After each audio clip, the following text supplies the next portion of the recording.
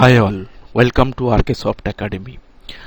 The SoftAcademy is the Institute for Oracle and Unix trainings. Okay, so if you want to join any Oracle training like Oracle SQL, Oracle PL/SQL programming, Oracle database architecture and design, Oracle database administration, Oracle performance tuning, and Oracle forms and reports development, and Unix training like Unix shell programming or shell scripting. Okay, so if you want to learn this kind of technology or this kind of courses, so you can join my trainings. I am providing training last 11 plus years, and my total experience is 17 plus years working in different MNC companies with all these technologies, and I have reached many positions while I was working.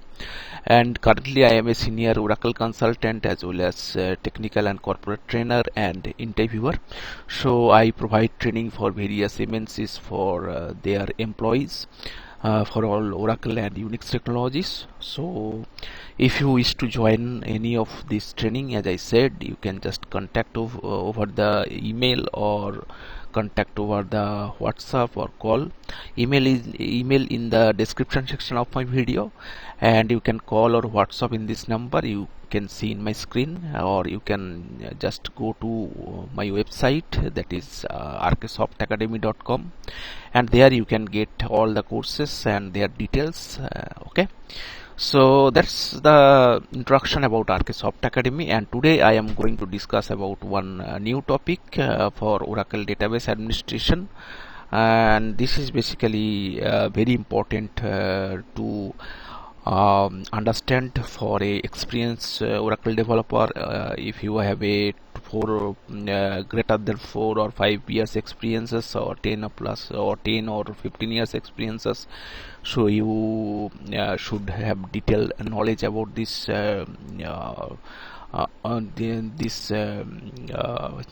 topic.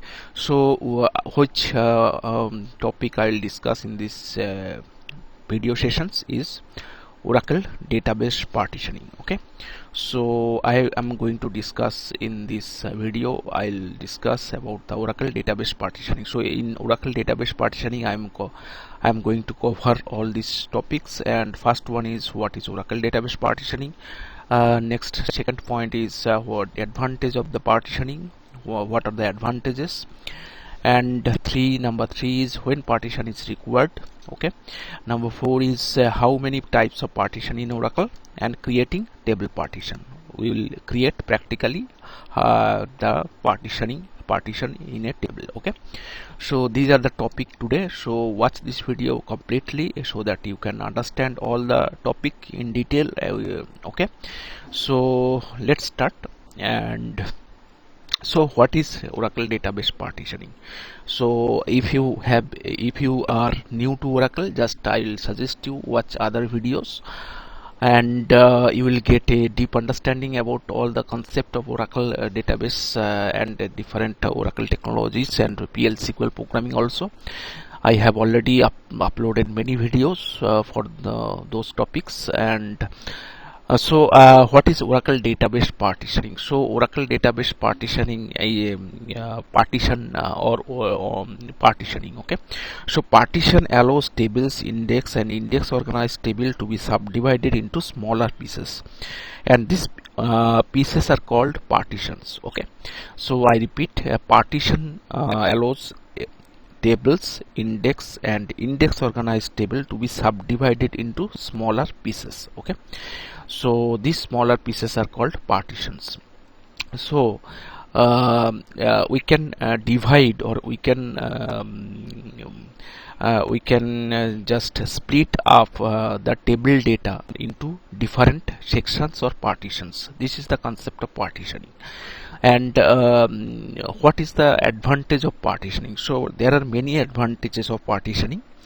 First of all, it increases performance. If a application is very slow, or if your select query taking more time to fetch data, so partitioning is the very important to implement there. Okay, so if a table contains huge volume of data, so that query, your select query may take long time to execute and get the data. So in that case, partitioning is very important, so it improves the performance. Okay, and next advantage is, so I can write the advantages here.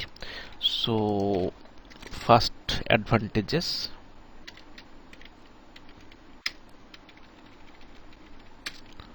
it improves performance. And next is very important, it is reduces cost. Okay, it reduces cost. So if you don't heard about the cost, you can just watch my video for explain plan and cost. There are very many videos for DBA DBA topics, so you can understand the cost, what is the cost, what is how explain plan generates, and what is the cost is there. And our goal is to reduces the cost for improving the performance, okay, of a query. So it reduces cost. And number 3 is it increases the availability. Okay, it increases availability. That means whatever partition you want to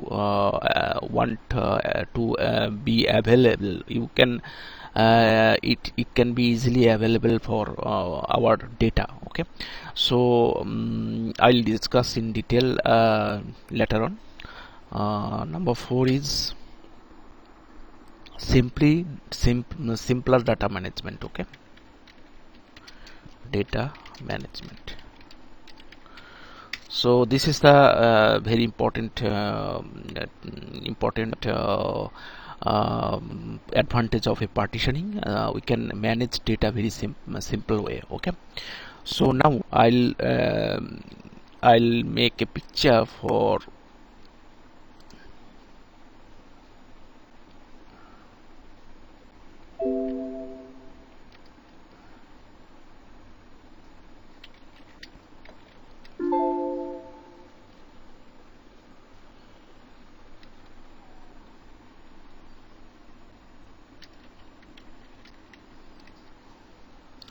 now say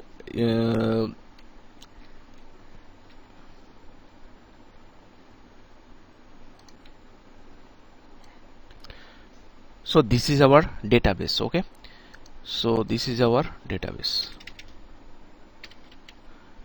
or more specifically, this is a, you can say, a table. Okay, so this table is in the database, right? So this is a table. So we'll now see what is the partitioning.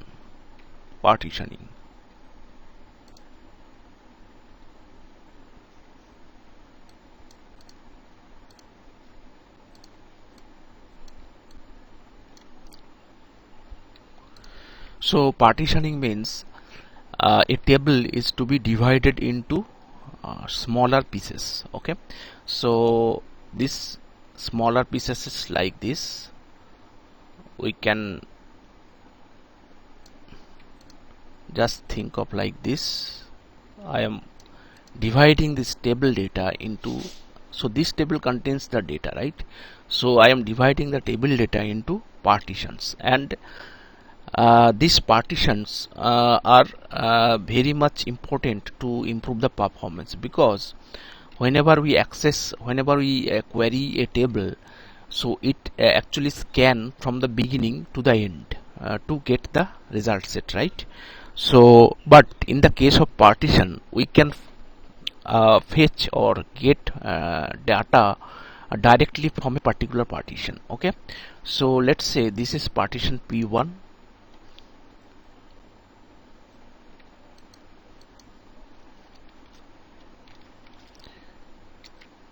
this is partition P2, this is partition P3, and this is partition P4. So I can divide this table into 4 partitions, and this is very very important to manage data. We can easily manage data as a very simple way, like this, by partitioning the table. Okay, so because it will our SQL query will not need to scan the whole table data. It will go directly to the partition where the data is, in which partition the data alpha is, and it can fetch the data directly from that partition. Okay, so this is the very important advantage of partitioning. So now I'll discuss about the next topic. The next topic is when partition is required. So when we'll go for partition, first of all, we cannot go for partition for a small table. Okay, so if a table volume is very large, if their data volume is very large, so we can consider that table for a candidate for partitioning. Okay, so the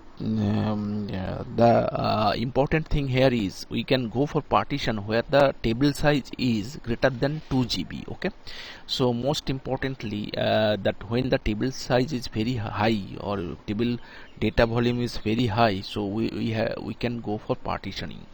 So now when partition is required, so I am discussing here when partition is required.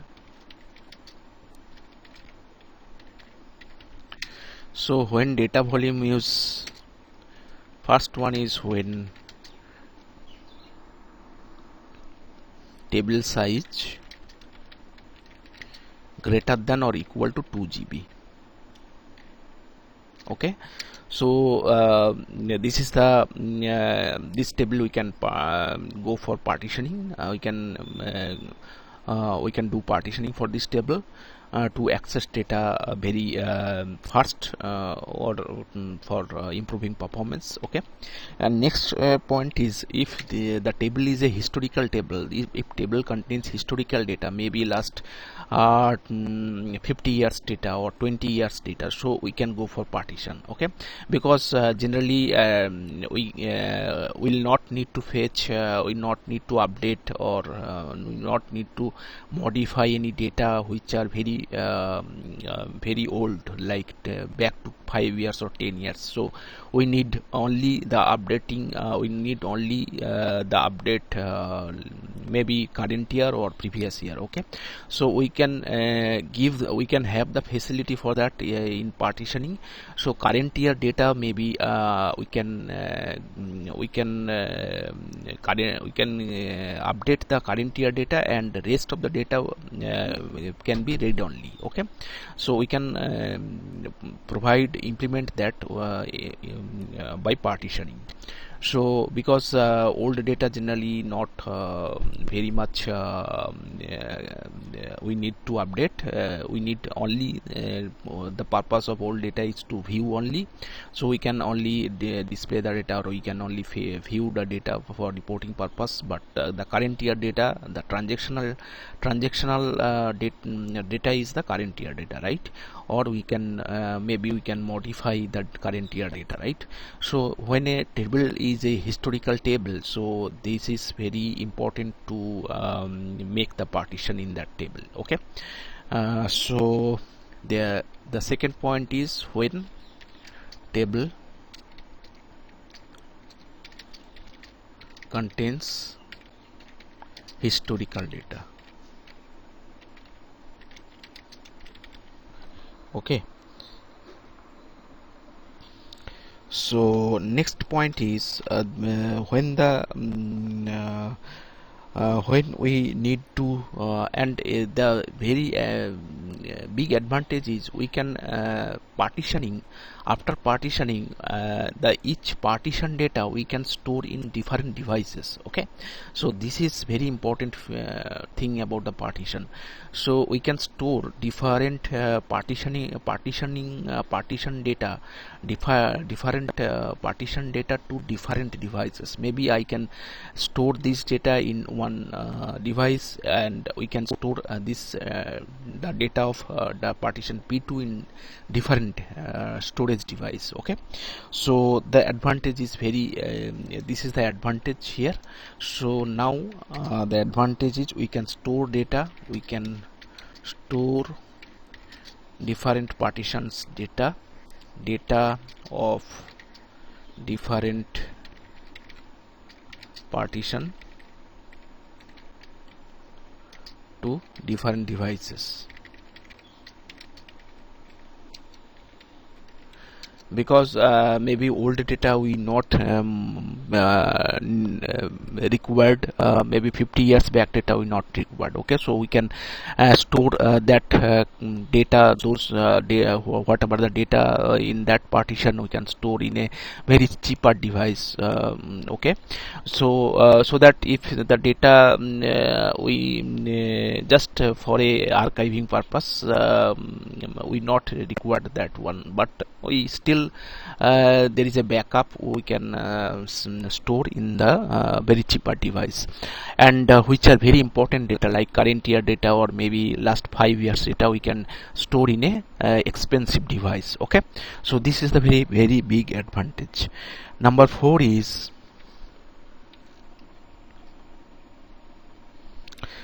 when the performance of the application is slow. Okay, when the performance of the application is slow. So as I already discussed that partition improves performance. So because all this I have discussed, like it can fetch data directly going to the partition, so it will take very smaller time or very little time to fetch the data, or the data can be accessed faster, right? So these are the partition, these are the all the cases where we will go for partitioning, right? So when partition is required, this is the all the cases when we can go for partition. And number 4, now I will go to next point, how many types of partition in Oracle. So types of partitioning.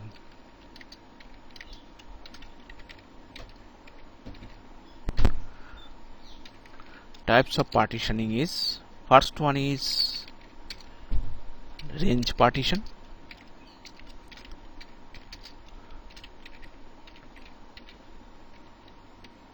next one is list partition,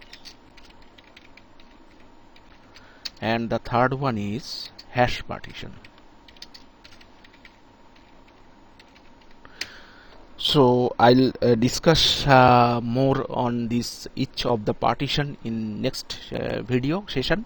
So keep watching my video session. So these are all the partitioning types, and I will show you how to create a partition of a table. So okay, so now let's say we have an employee table. We already know we have an employee table in our Scott schema. I am not going to in any database. We can simply understand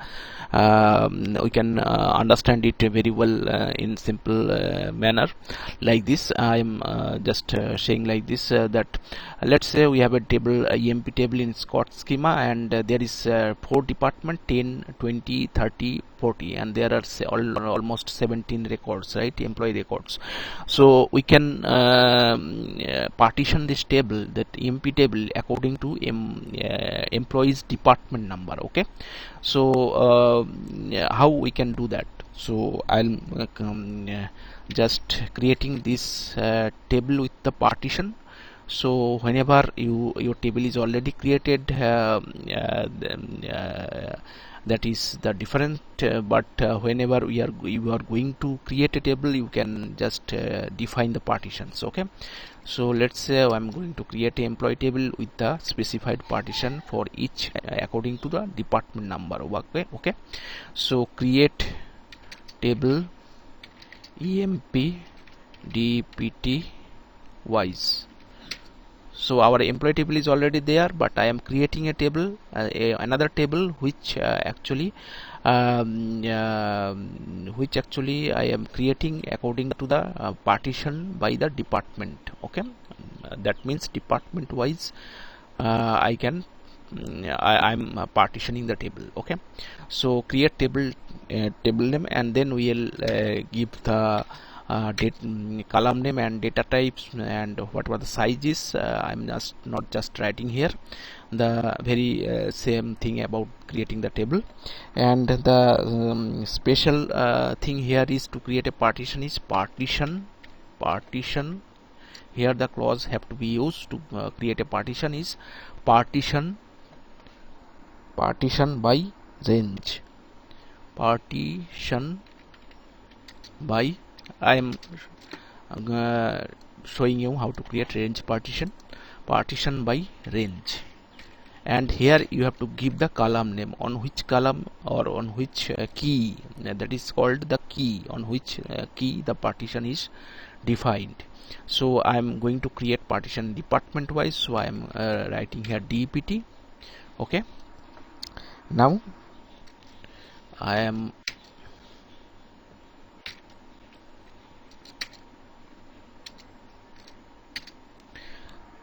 I will define here about the partition. What are the different partition? So partition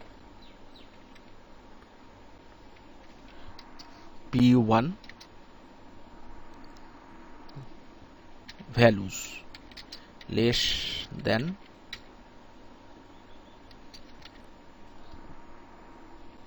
20. Okay, then partition P2 values less than 30, and then partition P3 values less than 40.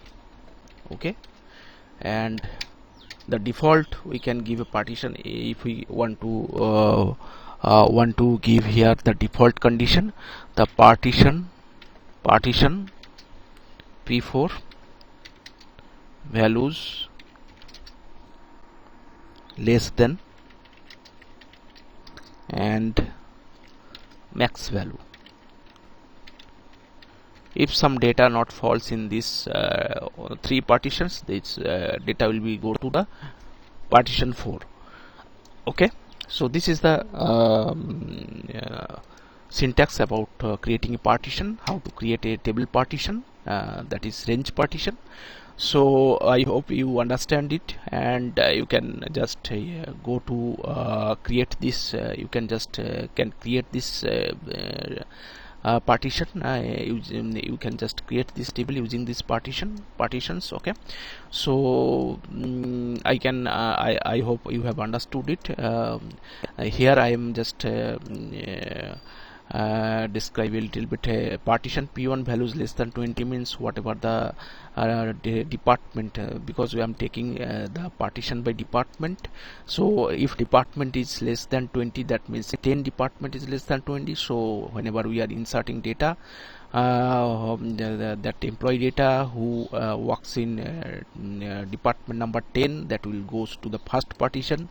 And similarly, if the employee go to works into 20 department, it will go to this partition, second partition. Similarly, the another employee who works in 30 department 30, it will go to this partition.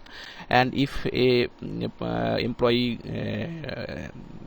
works in other department, it will go to the next partition. Okay, so this is the complete description of this syntax. Okay, so I hope you have understood all the points I have described here, and I am trying to I am just tried my best to explain about the partitioning and about all the concepts here, whatever I discussed already.